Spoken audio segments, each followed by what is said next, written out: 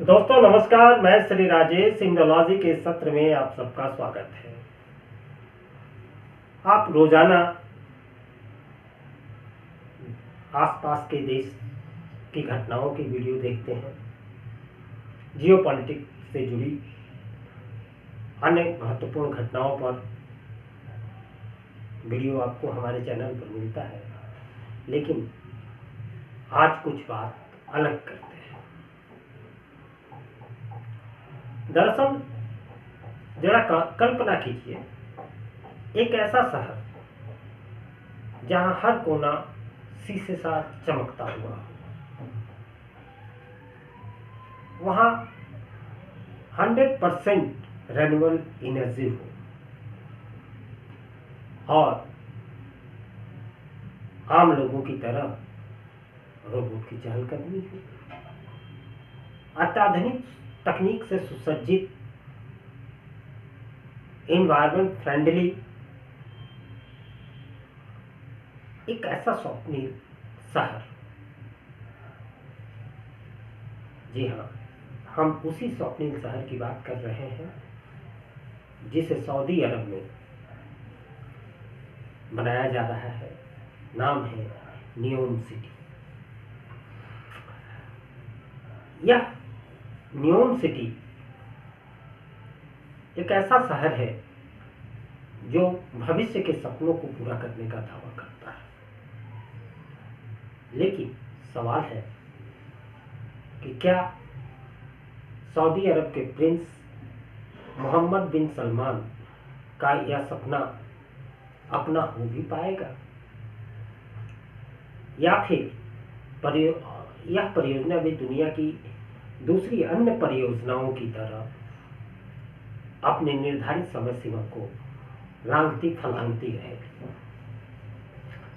दरअसल 2017 में NEOM city परियोजना फलक पर आई। एमबीएस मोहम्मद बिन सलमान को कहते हैं। तो वह एक आधुनिक सोच वाले व्यक्ति हैं, तकनीकी प्रेमी हैं, साथ ही वह सऊदी अरब के तेल की कमाई के भविष्य को लेकर भी पूरी तरह से अवगत है। इसलिए उन्होंने देश की जो अर्निंग है उसे तेल से डाइवर्ट कर अन्य ऑप्शंस उसके लिए विकसित करने पर जोर दिया, और इसी के फल के रूप में नियोम सिटी अस्तित्व में है। दरअसल नियोम जो शब्द है उसका अर्थ है नया भविष्य। नियोम का नियो जो शब्द है वह ग्रीक से लिया गया है, और नियो का अर्थ होता है नया, और फिर अरबी के शब्द मुस्तकबिल अर्थात भविष्य से है। तो नियोम का अर्थ हुआ नया भविष्य। इस भविष्य के ख्वाब को सजाते हुए $1 ट्रिलियन की यह परियोजना शुरू की गई और 2030 में तक इसे पूरा करने की उम्मीद की गई थी। दरअसल एमबीएस का विजन 2030 के तहत ही इस परियोजना की शुरुआत की गई, इसलिए अंदाजा लगाया गया कि 2030 तक यह परियोजना पूरी हो जाएगी। लेकिन इस रेगिस्तानी स्वर्ग के अगले 50 साल तक भी पूरे होने की संभावना पर संदेह व्यक्त किया है, और यह संदेह व्यक्त किया है ब्रिटेन के अखबार द सन ने। अखबार के अनुसार नियोम सिटी सऊदी अरब के उत्तर पश्चिम में लाल सागर के पास विकसित किया जा रहा है, जो जॉर्डन और मिस्र से बिल्कुल नजदीक है। यह परियोजना 26,500 वर्ग किलोमीटर के क्षेत्र में फैली होगी, जो सऊदी अरब के इतिहास में सबसे बड़ी और सबसे खर्चीली परियोजनाओं में से एक है। नियोम सिटी के बारे में अगर थोड़ा सा विस्तार से जाने तो इसे 3 भागों में बांटा गया है। पहले भाग को द लाइन कहते हैं। यह एक तरह का शहरी गलियारा है जो 170 किलोमीटर लंबा होगा और इसमें तकरीबन 90 लाख लोग रह सकेंगे। तो दूसरा है ऑक्सोगोन। यह जो सेगमेंट है इसमें टेक्नोलॉजिकल, इंडस्ट्रियल सेंटर वहाँ स्थापित किए जाएंगे जो समुद्र से एकदम सटा हुआ होगा। और तीसरा और अंतिम इसका जो सेगमेंट है वो है टोजनाउ। यह एक तरह से सैलानियों के लिए है जो न्यूयॉर्क सिटी घूमने, देखने, समझने के लिए आएंगे और वहाँ मनोरंजन की पूरी व्यवस्था होगी। New York city artificial intelligence, robotics, clean energy, smart infrastructure जैसी आधुनिक तकनीकों का केंद्र होगा। यह सऊदी अरब के विजन 2030 का मुख्य हिस्सा भी है, जैसा कि मैंने पहले भी इसकी चर्चा की।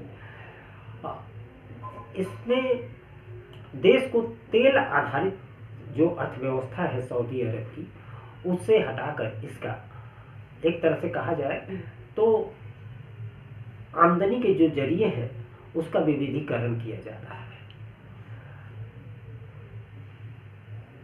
अब नियम को पूरी तरह से जो पर्यावरण के अनुकूल बनाया जा रहा है, जिसमें 100% अक्षय ऊर्जा का उपयोग किया जाएगा, यह जलवायु परिवर्तन से लड़ने के वैश्विक प्रयास जो हो रहे हैं उसमें एक मॉडर्न सिटी के रूप में काम कर सकता है।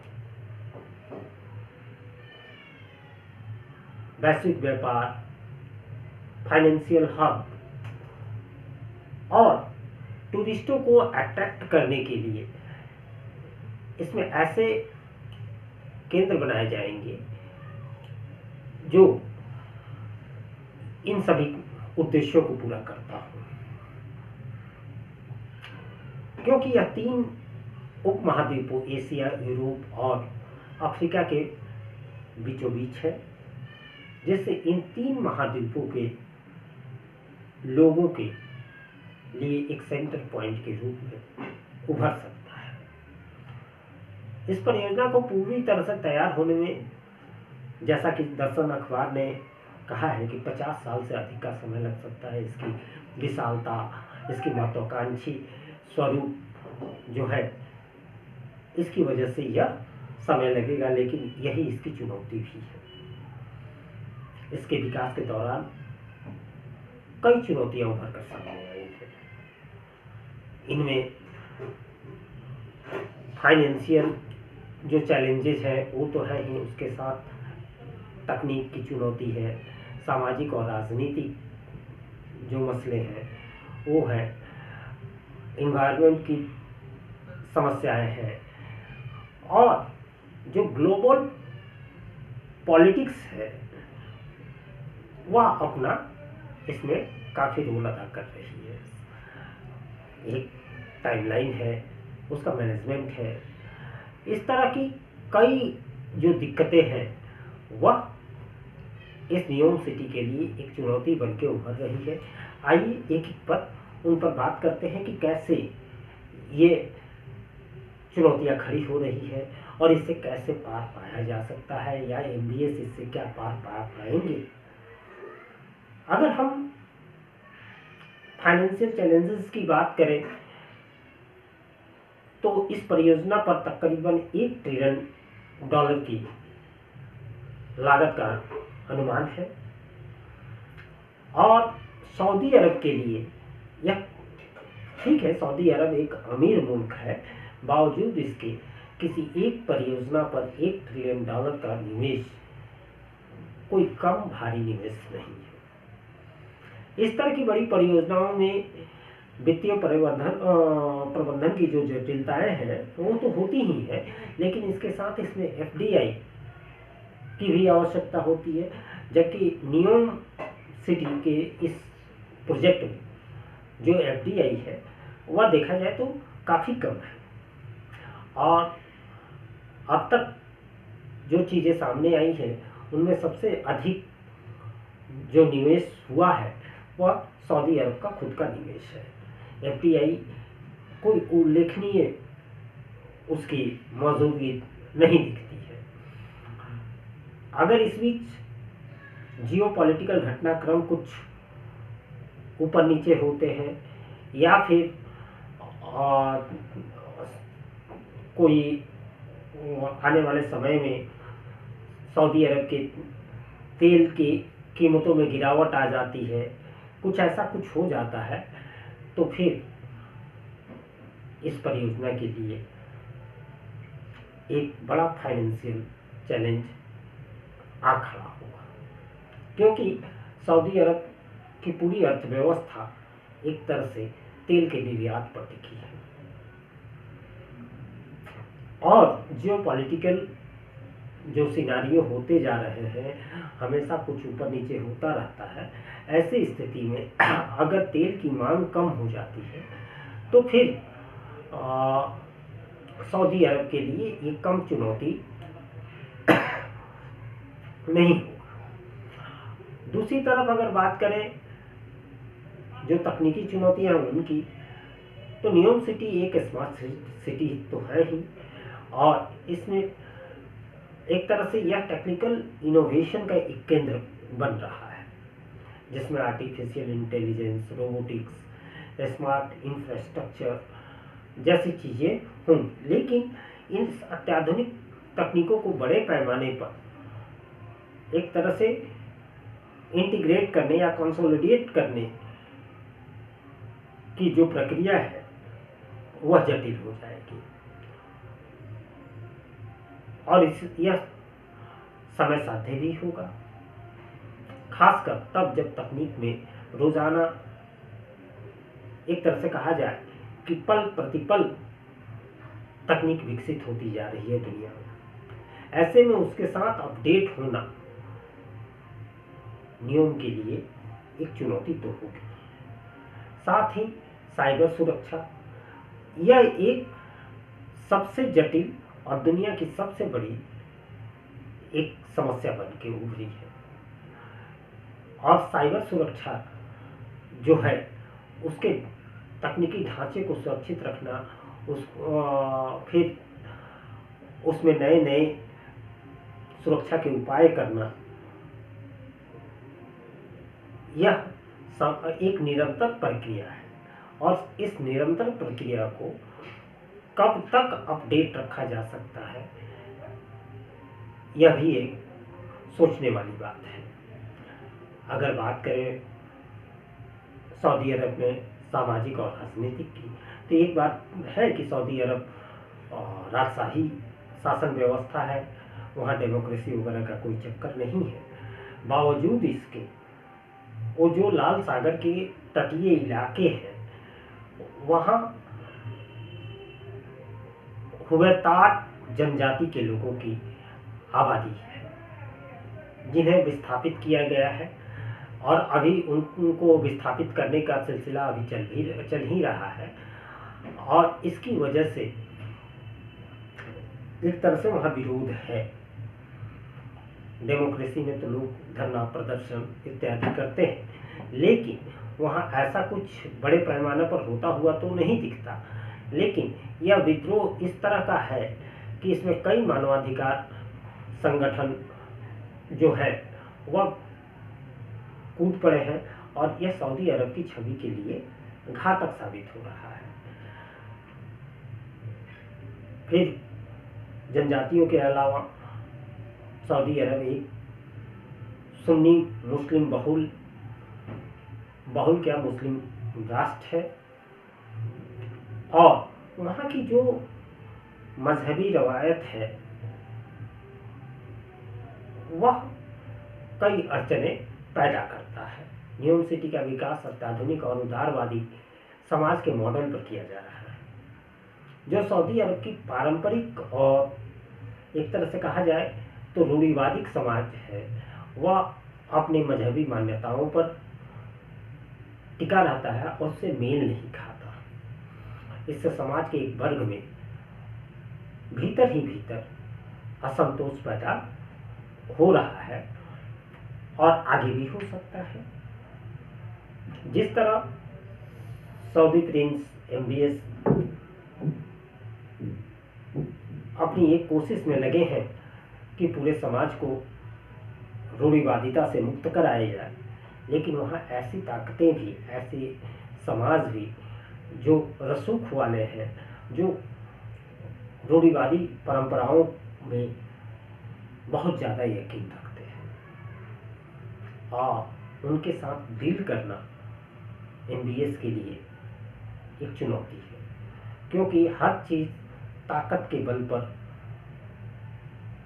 उसे ताकत से कुचला नहीं जा सकता, और अगर ऐसा किया जाता है तो उसके परिणाम भी बाद में बहुत जटिल हो सकते हैं। पर्यावरण चुनौतियों में नियोम सिटी को भले ही 100% अक्षय ऊर्जा से संचालित किया जाएगा, लेकिन बनने के दौरान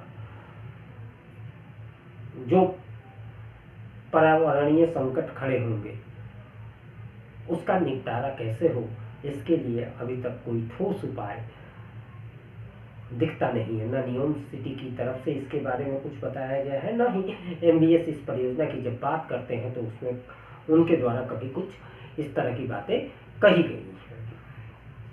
और इसके अलावा अगर हम देखें तो नियोम सिटी परियोजना में अंतर्राष्ट्रीय निवेश और भागीदारी को बढ़ाने के लिए सऊदी अरब को अपनी विदेश नीति को इस तरह नियोम सिटी परियोजना को वैश्विक मानकों पर खरा उतरना होगा।